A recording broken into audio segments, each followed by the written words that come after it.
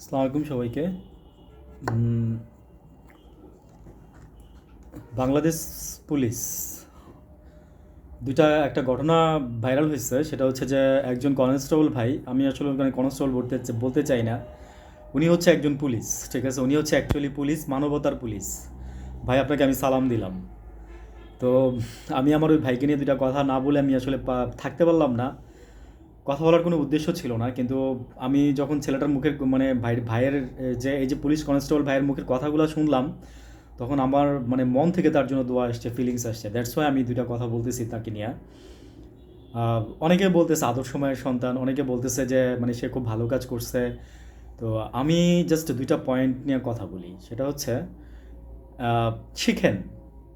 মানে আমি বলবো যে দুইটা পয়েন্টের মধ্যে আমার একটা পয়েন্ট হচ্ছে শিখেন।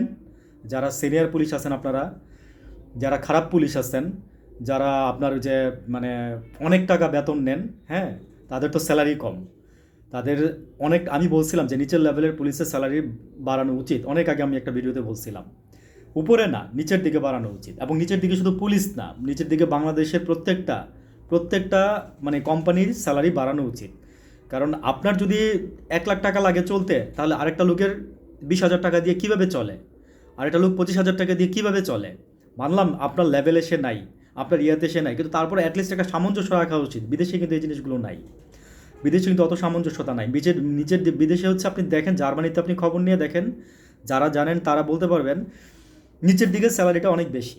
হ্যাঁ, যে মানে আর হচ্ছে উপরের দিকে যারা নাকি একদম মানে আপার ক্লাস, মানে শিক্ষিত বলেন বা ভালো ভালো জব করতেছে, তাদের স্যালারিটা কিন্তু অত বেশি না। ঠিক আছে, তাদের স্যালারিটা এত বেশি না। তো এনিওয়েজ, আমার একটু যান্ত্রিক ত্রুটি হয়েছে, আমি পরে কথা বলতেছি। থ্যাংক ইউ, আসসালামু আলাইকুম।